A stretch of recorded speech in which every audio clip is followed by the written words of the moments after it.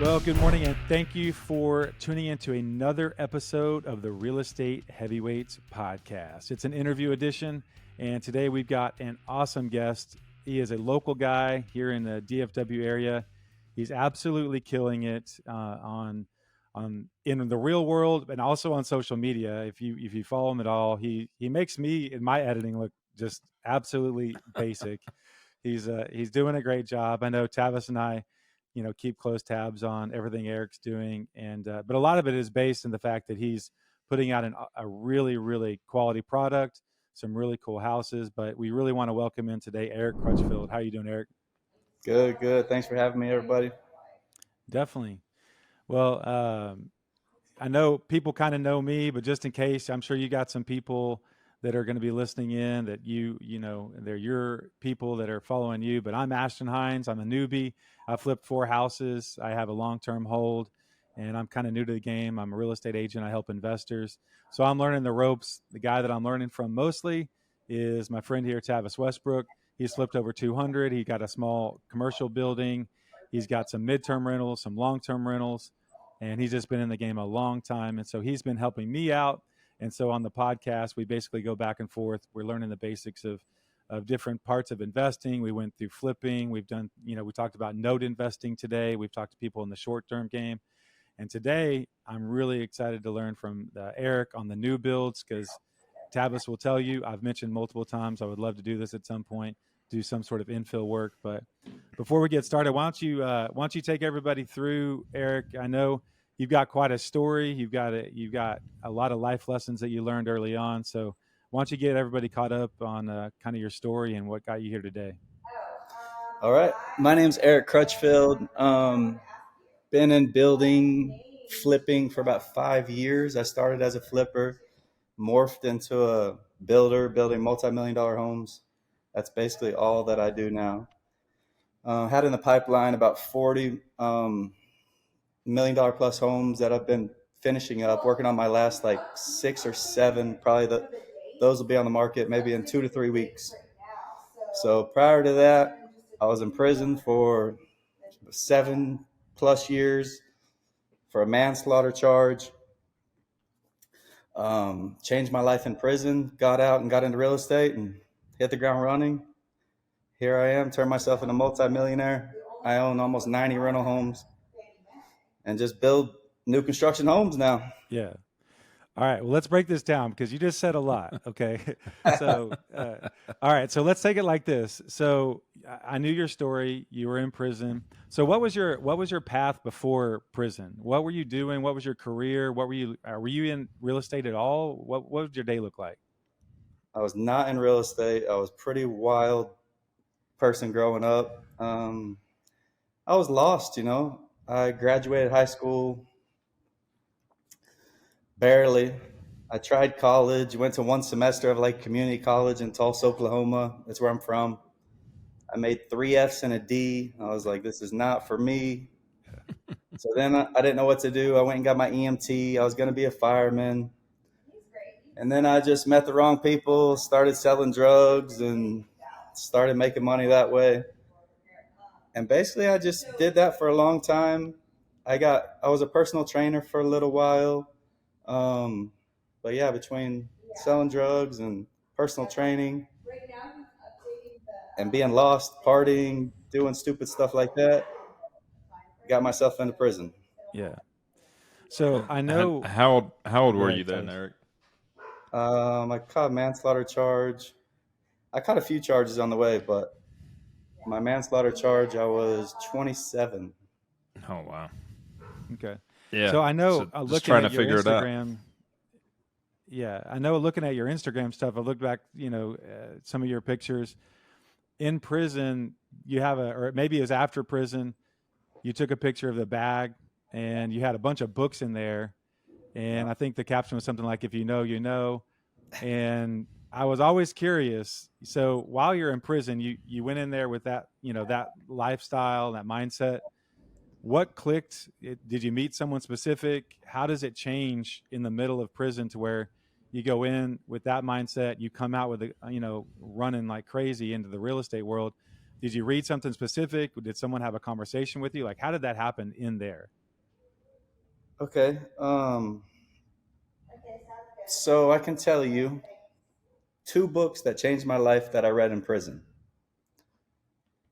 Both the books are from Tony Robbins. We were actually on lockdown at one of the penitentiaries I was at. We were on lockdown. We couldn't move. All they let us do is go to the library to get books. I I don't know why, but so I was lost going into prison. So I was still lost, but I've always been a hustler. I've always made money. Even before I went to prison, I made a lot of money. So I've always had the cool cars and the rims and all the brand new stuff. So I was always a hustler. So even though I got locked up in the penitentiary, I was still criminally minded. My mindset still was criminally thinking. I was still thinking of ways to make money when I got out illegally when I was in there. Yeah. So we're on lockdown. I'm locked up maybe 2 years at this point. I'm still thinking criminally. We're locked down. I go to the library. I'm like, fuck, I don't even read. I fucking hate reading. I was like, what do I don't know. So I just looked around, saw some self-development books. I was like, hey, I'll probably need that. Picked out this book called Awaken the Giant by Tony Robbins. The book changed my life. Wow. I read it from front to back. Unbelievable. We're locked down, so we can't do anything. So I basically just read like nonstop. And it has a bunch of like workbooks and workout things that you need to do. And, I don't have shit to do. So I did everything. I'm just, whatever. What are your future goals? What is this? What is that? What is this? Shit, I'm doing it all. So I just fucking opened my mind up and I'm like, oh, it awakened me, It worked. It did. Yeah. And I just learned so much more about life and myself. And just like from that point forward, I was just strictly fucking all on self-development and business. And then because one of the little worksheets was like, okay, who are the 3 richest people that you know? So I'm like, okay. So I wrote down the names. 2 of them were in real estate. 1 of them was in oil. I was like, fuck oil. I don't really like oil. I don't know nothing about oil. I don't care about oil. Real estate, I've always, been drawn to. So I was like, all right, this is what we're going to do. I want to do real estate. I don't want to be sitting in a cell ever again in my life. Couldn't see my son, family. It was the worst. But anyway. So were there other books in the library that you could get in touch, like to actually start learning some strategies once you kind of knew, hey, this is what I want to do? Could you request certain things, or were you actually, did you have a plan when you came out exactly, hey, I'm going to go try to find my first flip, or I'm going to find somebody that can help me with rentals or something like that? So the penitentiary library is pretty shitty. They don't have much of anything. I feel like it's built to keep you down. They don't want to share knowledge. I was lucky enough to get these Tony Robbins books. So after I read that one, I read another one called Unlimited Power. So Awaken the Giant and Unlimited Power, 2 of the books changed my life. So then at that point, you can get books sent in. So that's when I started getting real estate books sent in, business books. I had subscriptions to all the business magazines like Forbes, Fast Company, Inc., Fortune, all that stuff. So I was looking at all that and I would be dissecting it. Forbes was probably my favorite, but sometimes they would notate like real estate books and I'd write them down and I would get them to send in for my family. Nice. Or friends, it'd be my birthday or Christmas, like, just send me a book, send me a book, send me a book. So I that's all I did basically for the next 5.5 years was just read business books, business magazines, and real estate books. I read flipping books. I read development. I read Donald Trump books. Art of the Deal is one of my favorite books ever.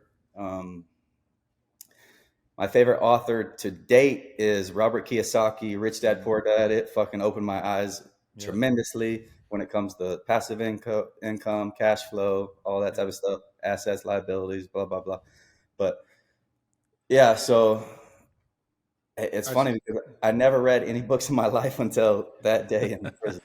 I mean, that's pretty wild, right? That your first Yeah, book you get your hands on is, Awaken the Giant, and it awoken you, right? I it mean, did. what an amazing thing. I mean, and I've heard you reference your faith as well before, but I mean, I would believe that's not by chance, right? I mean, Definitely that's the book you got, not. and you dove in, man. And one of the things, one of the most common denominators we talk about in any business, regardless if it's real estate or not, just entrepreneurial mindset and just continued growth and uh, building your business. And we all get to this road where we're kind of like, okay, I feel like I know this pretty well. Now what? And it's that next step, and it's kind of growing on top of that. So it all comes back to mindset, right?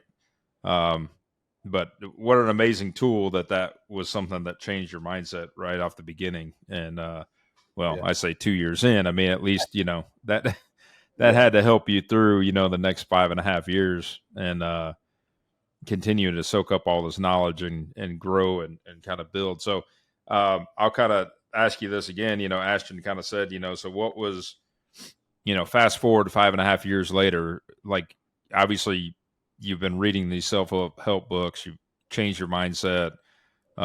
You've not only been reading, but you've also been doing these workbooks and, writing things down and writing your goals down and staying on top of it. And obviously there's limitations of what you can do when you're locked up, right? But what was your first step? I mean, once you came out, I mean, where did you go? What was that next move that you had in front of you? So I knew I wanted my mind was set. I knew I wanted to get in real estate. I read a shitload of books of real estate. Like I understand commercial real estate basically to a T. I could talk to any big wig about it. Like, I know all the keywords and, terminology and everything. So what I didn't have was the, practical experience. I was like, I get out, I'm like, fuck, how much does tile even cost? How much does labor cost? What the flooring, sheetrock? I don't know prices at all. Some of them had like rule of thumbs, especially for some of the flipping books were really good at like the rule of thumbs. If you want to do a, medium flip or high end flip or full gut, but I still was lost. So, I got out and I was just trying to figure out like, I was on Zillow, when I was gone in 7 years, technology, like it was, What it Yeah, was happened? I bet. I yeah, bet. it was way different. Like phone GPS, I was like, fuck, they know where I'm at right now, right here. What Yeah. the, right, that's right. So You know, did you get out and go back to Tulsa, or what ended up? I paroled to my mom's house in Fort Worth.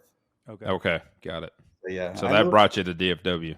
I moved from Tulsa when I was like 19. So Got it. I had been in Dallas Mm. for already, 7, 8 years. Oh, Very okay. cool. Okay, Yeah. cool. So I your got first locked up in Texas State Prison.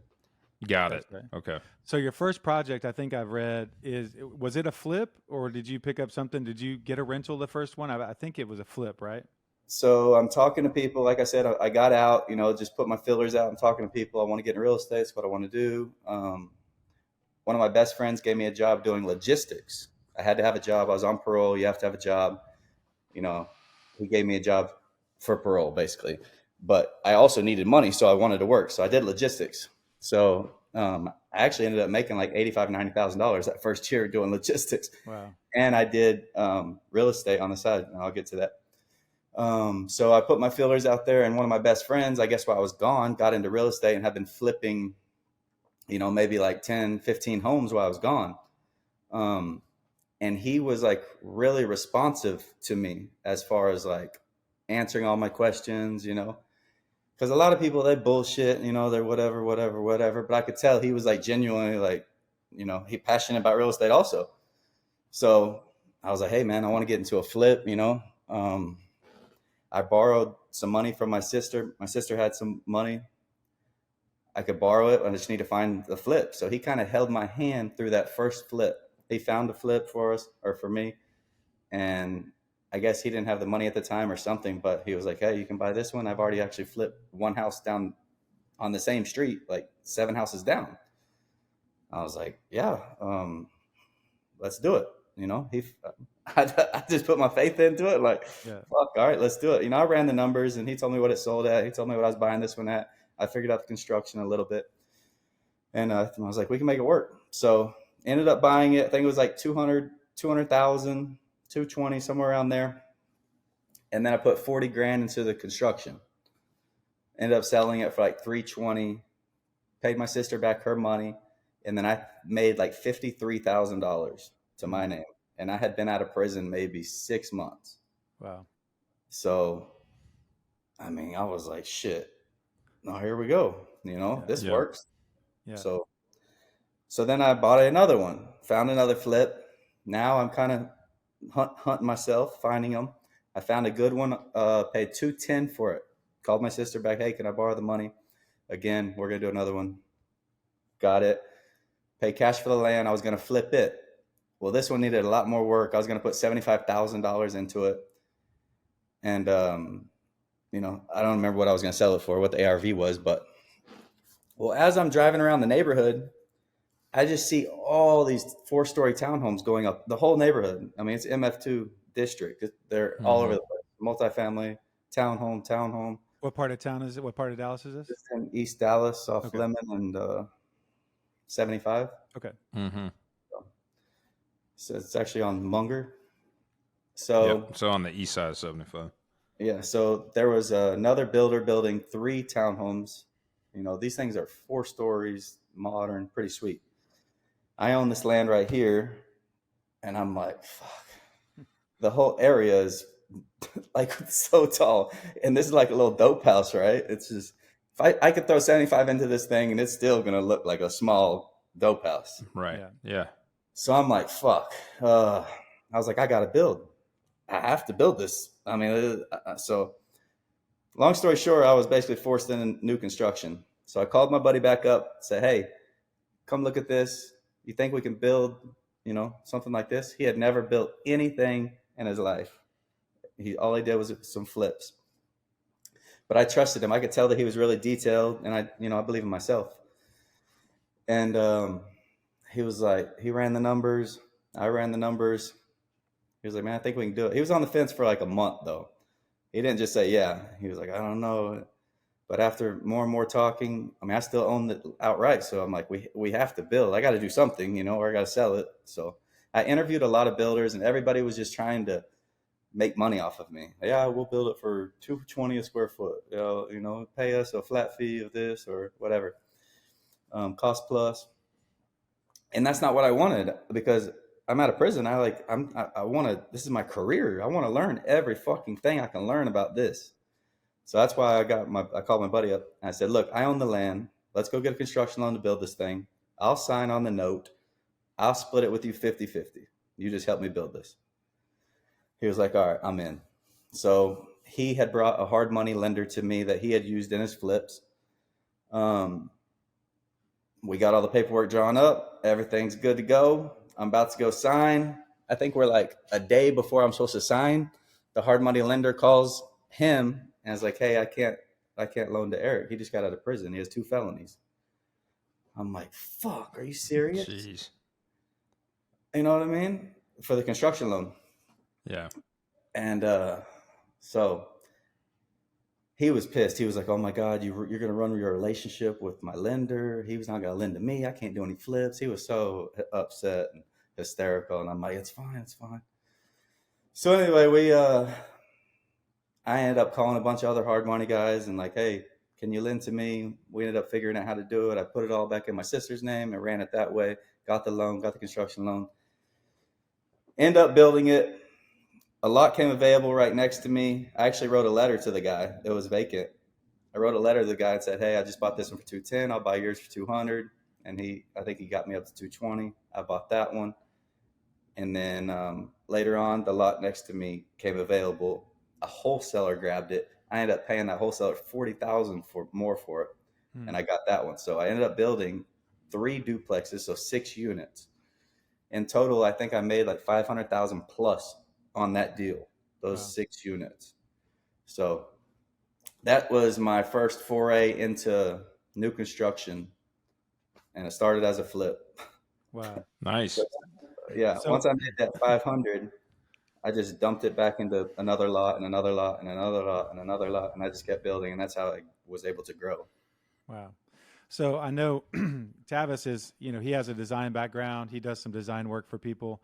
I'm curious, your houses that you post have a really, a modern aesthetic. It's wide open, real clean. Is that what you started with? Is that always what you wanted to do? Is it just kind of that's what the neighborhood was, and so you just kind of started going that way, or how did you sort of evolve to what you're doing now? I definitely think that was personal preference. My first townhome, those duplexes were extremely modern, contemporary modern looking. I've always been drawn to the white stucco. I just like those homes personally.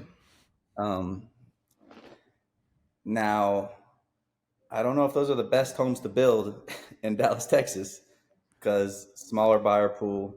I think they like more of the farmhouse style or traditional. So, but Well, I you know, think, I, go ahead. what was it? I was going to say, I mean, that's the tricky part about design and when you're building new, right? Is you have to, especially when you're building spec.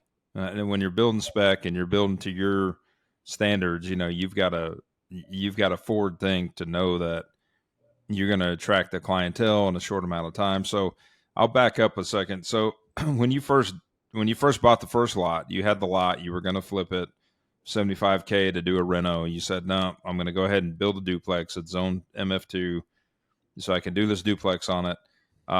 So backing into that, obviously you brought your buddy in, but I'm sure that was unknown territory. So what was your budget compared to actual when it cost you to build?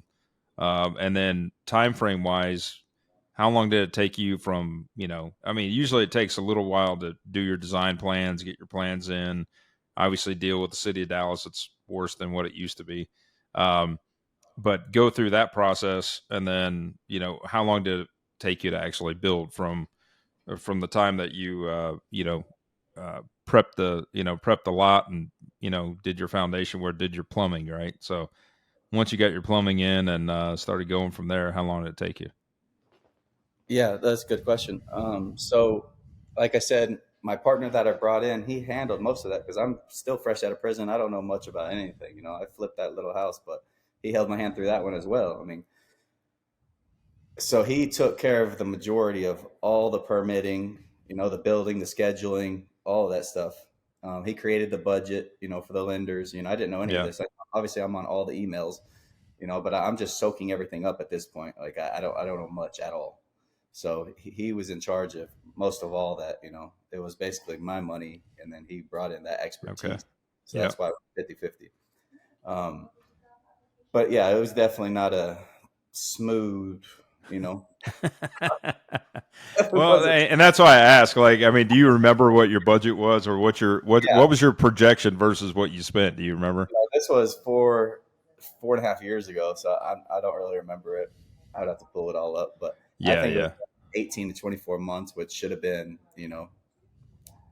9 to 12. Right. So it really comes down. Back then, permitting in Dallas fucking was not good, No. especially MF2 permitting is like the worst. So I built a 5 unit commercial right behind that one, and that one was fucking hell too. Different codes. Oh That one yeah. took so Commercial long. gets in a whole nother nightmare, man. When you start dealing with health and ADA and all Yeah. the other, and then your energy Oil. efficiency piece, even it's a Yeah. lot more complex. We actually talked about you this morning because we were doing our normal Friday podcast, and there's a news story about the city of Dallas is upping a bunch of their fees, their licensing fees and construction fees. And we were wondering, I'm sure you don't now, but were there times when you had to go sit in that Jefferson office down in Dallas, or do you Oh, send someone down there? I mean, all I did one project and I spent a lot of time down there, so I figure if you're yeah, doing multiple, like you probably know all of them down there. yeah. I mean, you got to think though. I'm not out of prison that long, so like, I didn't mind anything. Yeah, So yeah. I'll sit in prison in a cell for 7 years and come out. You're going to be happy to sit Yeah. Yeah. anywhere. You know, I Yeah. remember my mom would always be driving, and she would get so mad at the traffic. I'm like, Mom, who gives a fuck? Like, you could be sitting in I could be sitting in a cell. At least you're sitting next to me now. Like, we haven't Right. been able to sit in a car together for fucking 7 years. Right. Yeah. And I just remember that time. I'm like, you guys got to fucking chill, man. This is awesome out here. That's And funny. I haven't done anything in the city of Dallas in a while, but it used to be, like you could get a same day permit if you had all your shit together and you got down there at like 6:15, 6:30 in the morning at the latest and get in line, and you would hope that you would have a plans review or review you by 3 o'clock. I think is it all online now? It's all, It's you know, moving online. I actually haven't bought a new construction home in like a year. I've just yeah, been finishing all my shit. finishing off what you got.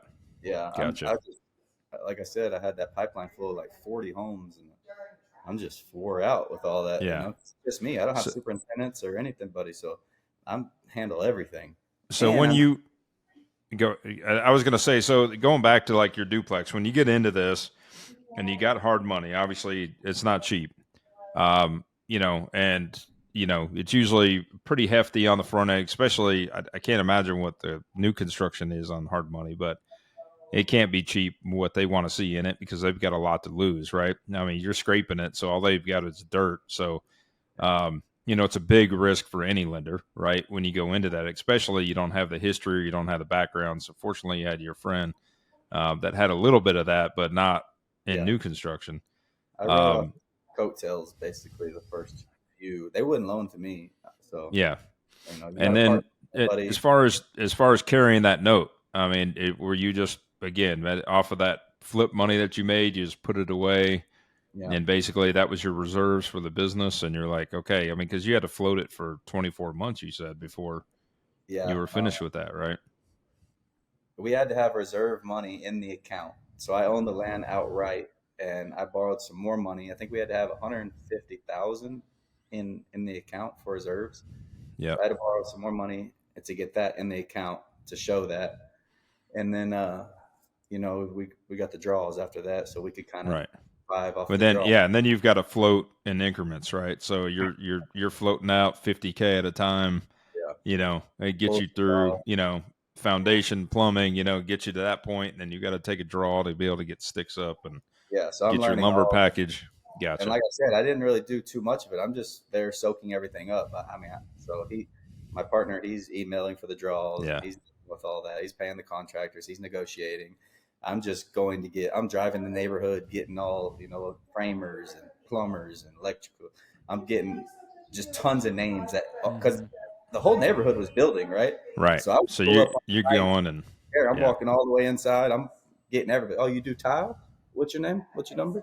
Mhm. Okay, awesome. Nice. Next thing you know, hey, I need a bid over here. Yeah. That's what I did. I did what I could do, you know. Yeah. So I know So then you you picked up. Oh, go ahead, Tavis. I was going to say, so then you go through that part. You had a partner. At what point did you figure out that like, okay, I'm good, and I don't know, maybe you still have a partner or not, but from that point on, you're like, okay, I've got this. And now I'm looking for lots, right? Like this, I've got a niche. I feel like I'm confident in this game now. We're building a good product. They're selling. Obviously you made it through at this point. You made it through. I don't know when that was. You said 4.5 years ago. So it just 2019 range, right? So Yeah. going in, and then COVID hits, and you've got your hands in inventory. You've got some new builds. You've got you got a lot of money out there. I mean, Yeah, it got scary there for a little while, but we had they would sell right in time, you know.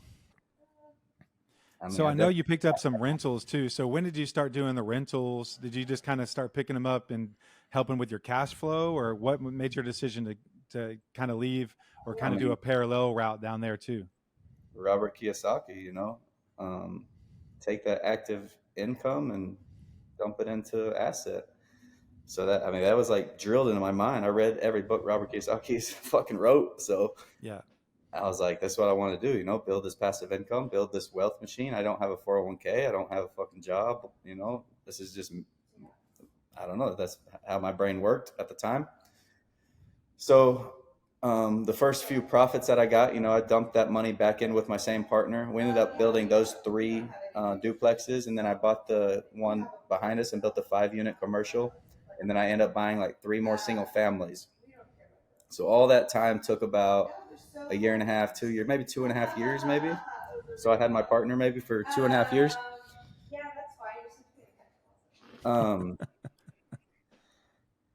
And then, sorry, what was I doing? You had a partner for two You and a said half you years or had, something. yeah, 2.5 years, your partner. Yeah, so I had him probably for 2.5 years, and then we kind of just. I feel like even though I was putting the money up, he was doing the majority of the work, but I didn't know anything, you know. Yep. And so I felt like maybe I was doing my part, but maybe he felt like he was doing all the work, right? So, and also I have like grand ambitions. Like I want to be super, super rich, super wealthy. He doesn't really want that. So we're just different stages in our life. He didn't spend 7 years in prison. I mean, he's not trying to catch up. And so anyway, Sure. so after that, we had to talk. I was like, man, these profits are looking good. Like this is the most money I've made legally in my entire life. Like I don't understand why we don't double down. Why are we building, 3 homes? Let's build 30 homes. Mm-hmm. You know what I mean? I'll figure out the financing and all that part, or raise the money somehow, some way. And he just wasn't really into it. So at that point, I kind of just went off on my own because now the banks will lend to me, right? I got a bunch of closed projects. They've seen me working all the time. I'm there when they do their inspections. I know all the names. I know everybody. I got all the contact lists. I got all the spreadsheets of, basically the spreadsheet tells you the timeline of, when the workers need to go. I got everybody's numbers. So I would say I just felt comfortable at that time. So I went ahead and bought a home. It was actually the home we're in now. And I built it for myself. So I was like, all right, let me try this on my own. Okay. And let me build a house for myself. So that's what I did. And then in the meantime, while this was up for construction, I bought a few more in the area. I ended up building like 6 on this street, actually. But yeah, that was kind of how we went our separate ways. And then that's when I went off on my own. And then I ended up getting partners and investors and stuff like that. So how are you sourcing these days? So I know you do, like you said, you had 40 in the pipeline. How do you have people bring you lots? Do you have a way to go out and find your deals? Like, how are you sourcing that initial lot that you're either going to scrape or you're going to do some sort of infill work on? Yeah, when I got out of prison, I was a workaholic. Like I would stay up and just research, run numbers. And then I started meeting realtors and wholesalers, and they would just start, sending me stuff. And I would underwrite them. And then after a while, I met one really good realtor that like sent me a lot of good stuff. I ended up buying a bunch from him, actually. And then that's how the majority of those started. Wholesalers, but mainly from this one realtor that would just knew the neighborhoods and just super good. Yeah. Nice. So I see. Where's your home now? Where's that area? Love Field Airport. Love Field. Okay. It's like So you like the north of there? You're like north of Wood and University. Yeah. Okay. Yeah. So that's I mean you're near Blufffield. I saw you did one in Blufffield. And then you said you so you've kind of found some of these other areas, right? So one of the biggest challenges I've experienced and just seeing when you go into a new area, are you kind of following the footsteps of somebody else that's already done it, and then you're comping off of that, or I guess like what's been one of your biggest challenges as you're trying to scale this thing and grow it, and what's been some of your biggest learning lessons that you've had, building, now you're building, 2 million plus specs, and things like that. I mean, obviously you're playing in a pretty risky playground, right? In that sense. And So where have you stubbed your toe? A lot. I stubbed my toe all over. Well, what stung the worst, I guess, as far as Good thing is uh, I never lost any money on a build. So, there's plenty of margins in there to where you can I wouldn't say do a shitty job, but my homes are pretty nice homes. I don't know if you've ever been in them, but they're really nice homes. I think loading up so many homes at once and not having superintendents, project managers, and bookkeeping has been a fucking pain in the ass. When you have, $800,000 Amex bills, somebody's got to go through that and figure out what projects those go to. So those type of things, I didn't have the foundation laid before I was just like, let's fucking go, let's go, and obviously I made it happen. Sometimes I would stay up till 4:30 in the morning going through all the expenses, putting them on the correct expense sheet or the Excel sheets. But if I had to redo it and do it over again, definitely hire project managers or superintendents to take care of that. And definitely hire in-house or an accounting firm to handle all that accounting. It's a lot. So, yeah. So do you I think you're used going to to. move towards that, or? So yeah, my future plans right now, I'm building my cheapest homes, 1.3 million. My most expensive, 3.2 million. So here moving forward, right now, I'm looking for land around 1.5 to 2 million. So that'll put me above 5 million plus homes. So that's where I'm going now, 5 million plus homes. And yeah, project managers. I was about to say, from an infrastructure, you like, as you're moving forward, are you kind of not pausing, but are you saying, okay, this is how I want to move forward, and you're putting a few project people in place or bookkeeping, or like, have you started that process now? So right now I'm just still finishing up these homes. Like I said, we got 2 or 3 more weeks left. And then again, I just handed over all my rental houses over to a property manager. So that's off my plate also. So slowly but surely, I'm getting back to ground zero, and then I'll scale back up 5 million plus with superintendents and probably accounting firm in place to where I don't have to handle all that. And that, Yeah. everything's So you said all, you have approximately 90 rentals now. Is that still what you've got in your portfolio? yep, still got them. Okay. Where were you finding those? What did that look like? I mean, when you were picking those off, what was your formula? I was paying cash back then. I would take the profits and I remember my first one, I paid $88,000. It was south of Fair Park in South Dallas. Most of all my homes are in South Dallas. Um, I had a strategy. So as I was building my first duplexes, I'm buying the houses or the land from owners that bought it for like 30 to 40 grand at one time. Mm-hmm. So I'm like, fuck, I'm paying you 200, 220 for this land and you bought it for 30 grand. I'm like, Mm-hmm. where can I do that right now in Dallas, Texas? So I'm looking for like the cheapest land ever. Well, and it's in South Dallas.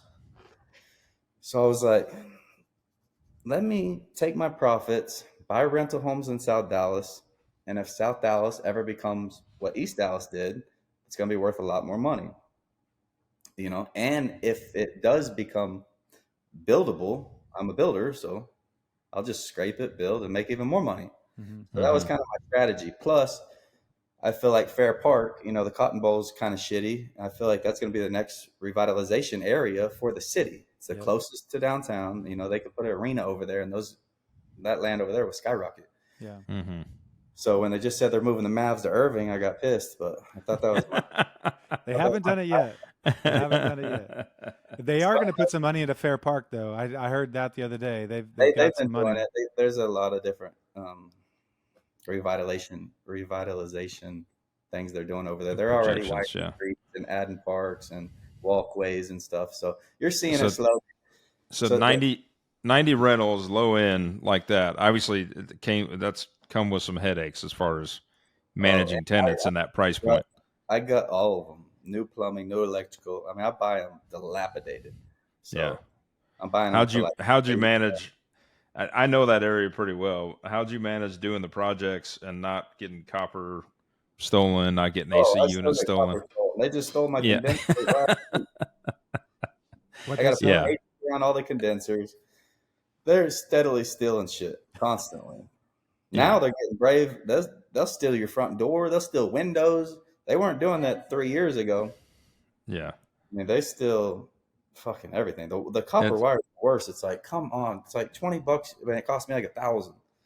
they're not making anything when they go scrap it, but Yeah, it's going to cost you a hell of a lot more. We had a the couple. I worst. was involved in Bonton, and we had a couple projects down there that we picked up nonprofit that we were involved in, and the Bonton Farms organization there started a little over 10 years ago. But we'd pick up housing in there that had been stripped. These were Habitat for Humanity homes that were built and managed, and they would get sideways and get foreclosed, and then as soon as that had an option, they're all barred up. They all had bars, but they'd bust in the door and go in there and strip all the copper out of it. So Yeah. And I it was makes it. with a lot What's of that? people. I was locked up with a lot of people, and they would say they got locked up for stealing copper. And I never knew what they were talking about. Stealing copper, Yeah. like now I know, you fucking assholes are stealing my copper. I had it stolen. Was it last year or a year and a half ago? I had it stolen out of my commercial building, and I was Yeah. in the middle of renovating it, and that sucked. I mean, that was now. Fortunately, they didn't go in and steal all the 110 stuff. They just stole the main lines that ran through the conduit up to the individual panels, and and went in there and stripped it out. And I was in Hawaii at the time, and so I came back, and I'm like looking at the cameras. I'm like, why is that back door open? Sent my guy over there, and he's like, oh man, I got bad news. I'm like, oh shit. Well, that night we had dinner So with Clyde over there. That same day, he had all of his appliances stolen out of one of his houses. He was supposed to. yeah, He had just put it on the market, and the agent called and said, "Hey, when are y'all putting in appliances?" That And happens. all his appliances were gone. yeah, So yeah. I was talking to Jason Castro the other day too, and he told me the same thing. They stole appliances and some other stuff, and that was in the Caney Creek house too. So it's like Yeah, you're it not doesn't really matter. safe anywhere, man. It's like it sucks I got that. a house on the M streets. They just stole 2 condensers off of it like last week, too. wow. And that's big. Those are the big ones. It's like, Yeah. Are Yeah. you fencing your new stuff in and locking it up? Putting gates and all that stuff around it. I mean, it helps deter a little bit. Doesn't mean yeah, it's going to be I've had them. foolproof. I've had them cut the locks and still whole pallets of decking. Yeah. Jeez. But yeah, Yeah. I do. I look at the neighborhood, and then I look at how visible the home is off of main roads. If it's close to main roads, I'll put security fences up. Right. Right. If not, and it's a little tucked off, then I might leave it and just try to lock it down when I can. Yeah. Cool. I mean, they usually don't mess with me on the new construction stuff. They don't really steal wires and stuff like that. They don't steal cabinets, but usually it's lumber, decking, that type of stuff. And Easy then to carry out. Yeah. Stuff they can go water trade heater. or use on another job or Yeah. Well, let's kind of shift a little bit, unless you have any Yeah. other questions about construction. But I want to, Eric, I know you've put a lot of effort into social media, and your personal brand is doing awesome. You've got a mastermind that you've been working on, so I definitely want you to touch on that, and then talk about what your big goals are. I know Ryan Diaz came to your first mastermind. He was telling me that y'all are looking at doing some really big spec stuff. So talk about the mastermind. Talk about what's next for you guys. Yeah, we got a mastermind this Saturday, March 30th. Got 4 tickets left. Anybody wants to come? I don't know when this thing airs, but I'll at least put out the reel for you. I'll put out some promo for you. Yeah. March 30th. So, like I said, we're looking to build 5 million plus homes. Not 40 of them. I'll probably stick to 8 homes a year, and then I want to get into commercial development. Really, I'm kind of drawn towards flex space right now. I don't know. We'll see how that goes. Or large residential developments, sell lots, or even build some of them, sell some of them. So let me ask you this, Eric, and you said that before, and I meant to ask you, where's the mindset shift into stepping into that territory, into the 5 million plus range? I know in that ball game, you're playing with a lot different clientele. A lot of them have cash. A lot of them are, a lot of them are big guys in either sports industries or things like that. I've got a friend of mine that's built and Luca's in one of his houses, and Jason Kidd's in another one of his houses that he built. But same thing. I mean, he builds. He was building 4 million plus. Spec homes exactly the way he wanted them, and put those out there in Preston Hollow. And he didn't want the headaches. So going back to that, like, what's transitioned you from these, $1 to $2 million builds, and now saying, okay, I want to build less. I'm going to build better quality or bigger properties and higher price points. And then also going into, your mindset now shifting into commercial and things like that. So, I mean, the homes I've built are already pretty big. I mean, I built 6,400 square feet, 6,000 square feet, 5,800 square feet. So I've already built some big homes. I've already sold to professional athletes. I mean, I've already dealt with all that. It's just, and also I just want to keep sort of the gross revenue the same, which obviously the profit margins will be the same also, because to build a $50,000 home or $150,000 home in South Dallas and to build a, $5 million home is all the same steps basically. Mm-hmm. So you're just dealing with a lot bigger profit margins. Of course, there's going to be issues with anything. Like we talked about, South Dallas, you're going to deal with copper wiring. Mm-hmm. Well, I think I'd rather deal with the athlete issues than the copper wiring issues. Yeah. Sure. Yeah, you just got to pick your poison, I think. Any industry, you're going to have issues. Yeah, for sure. So, and even these homes that I'm building now, they were awesome. I used to love them, but I've just kind of got burnt out on them, and I just want to get back my passion. And now I'm attracted to the big homes, the $5, the $10 million homes. Yeah. So plus I want to build my own. Yeah. Is that partially related to interest rates as well? I mean, just are you changing that up just because? No, not because of that. I think it's just evolving and growing and wanting to build bigger homes. It's kind of where I'm growing towards. And commercial also has always been on the table. I've always wanted to get into commercial. And that was the whole point when I got out of prison. And the reason I got into flipping was to learn all the costs. So now I just got stuck on this hamster wheel of building and building and building and building. But I mean, it was great money. I make great money, Obviously, I got a $2 million house. I got exotic cars. I got everything I want. Yeah. I mean, it's a good hamster wheel to be. If you're going to get stuck on a hamster wheel, that's a good one. I was passionate about it for a long time. I'm still passionate about building. I like building. So now I just want to build the bigger homes and with a correct foundation. Yeah. And so also the bigger homes will allow you to hire, more people to build that foundation. So, we could hire an in-house designer or a designer for that home, and those people will speak directly to them. So I can kind of shield myself, or I can hire, a liaison in the company that handles the customer service aspect after the sale.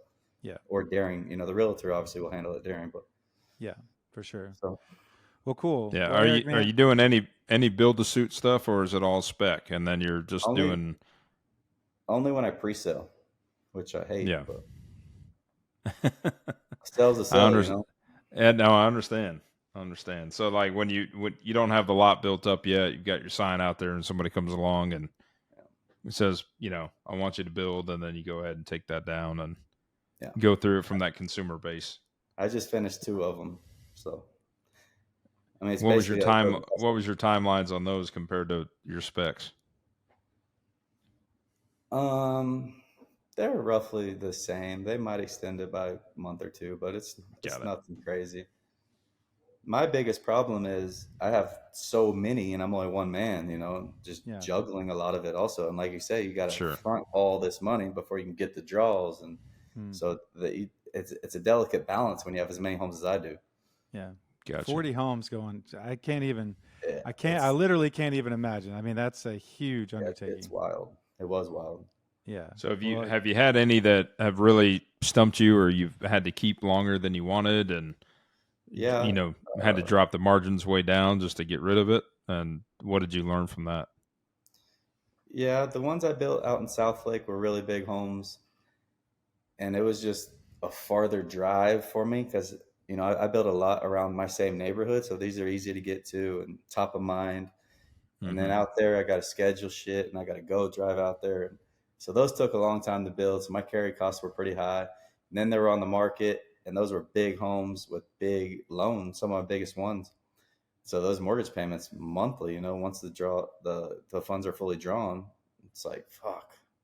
So yeah, I ended up dropping that and sold to cash buyer, which I still made a couple $100,000 on each, but I was projected to make like 800. Gotcha. So that kind of hurt. Yeah, definitely. But it's not always about the profits for me. You know, like I said, this is my career, and I needed to learn. So I still feel like I'm learning all the time. But now I feel like I'm comfortable. Like, you know, I have the expertise, I have the portfolio, I can show you all the numbers, I have everything any investor wants. You know, I can show people how to do this now. And that was another thing with the master classes and the masterminds. I got so many people asking me, hey, what do you do? How'd you do it? Damn, you were just in prison, man. Whoa, this is awesome. How do you do it? Yeah. So I was just like, fuck it. Let me just host a master class and teach y'all, you know? And that's how that got started. Yeah. Man, I appreciate you spending the time with us. I mean, I'm sure you've you know, dived a ton into details that you get into your class. And so opening up about some of that stuff to us is really, really, really generous of you. I know you've got a couple tattoo shops. I don't see a whole lot of your Instagram about that. You want to plug your tattoo shops? You were telling me about them because my son and I are talking about getting tattoos, but then I know a lot of you have a different brand for your tattoo shops. Yeah, so that goes back to the Robert Kiyosaki books. You know, invest in businesses, invest in cash flowing real estate. So some of those first profits that I was making, I was getting tattoos already, you know, and I noticed something in my partner. She had like a line of like 6 to 9 months booked out. And you know, I just dropped a seed in her ears, like, hey, did you ever think about opening your own tattoo shop? She was like, no, I can't do that. And then sure enough, like 4 or 5 months later, she calls me and is like, hey, were you serious about opening a tattoo shop? I think I had just sold a house at that time and I had some money. And I was like, yeah, I was. And yeah. There you go. It's called Lilac Tattoo Shops? It's called Lilac Tattoo Studios. It's an all-female tattoo shop. I wanted to bring something different. I didn't want it to be a grungy tattoo shop where you walk in and, you know, people are intimidated. This guy's fully tattooed, head tattoos, all his face. I wanted to bring like more of a salon vibe to where you walk in, it's clean and pretty, and, you know, girls could feel comfortable going in there, you know, the 18th birthday and getting a little, you know, tattoo or signature or script or whatever it is. So that was kind of the idea behind it. And yeah, we opened that first one up in Dallas, 2020, I want to say. And, you know, it was going good. And then we had somebody come in and do a TikTok of it. Uh-huh. And the TikTok went viral. Oh, wow. And there was a line around the corner basically every day since that, that TikTok. That's amazing. Awesome. Our specials. Sometimes we have specials on, you know, once a month or St. Patty's or Easter, whatever it is. And people will line up at like 6 a.m. and just wait until we open. And the line's awesome. around the corner. It's pretty wild. That's cool, man. Of course, you're awesome. Friday the 13th. Yeah, exactly. Friday the 13th tattoos. Yeah. Yeah, that's cool. Good man. deal, Eric. Well, man, I really appreciate all the words of wisdom, the books that you mentioned, your path. You've had a crazy path to here, but you know the idea that you took action. I've told the story before. I read Rich Dad Poor Dad when I was a sophomore in college, and it took me 20 years, almost 20 years, to flip my first house after that. So you know, we took in the same knowledge. Sometimes it just takes a while, but once you get going, you kind of get that self-belief. You start putting another foot in, okay, do it again.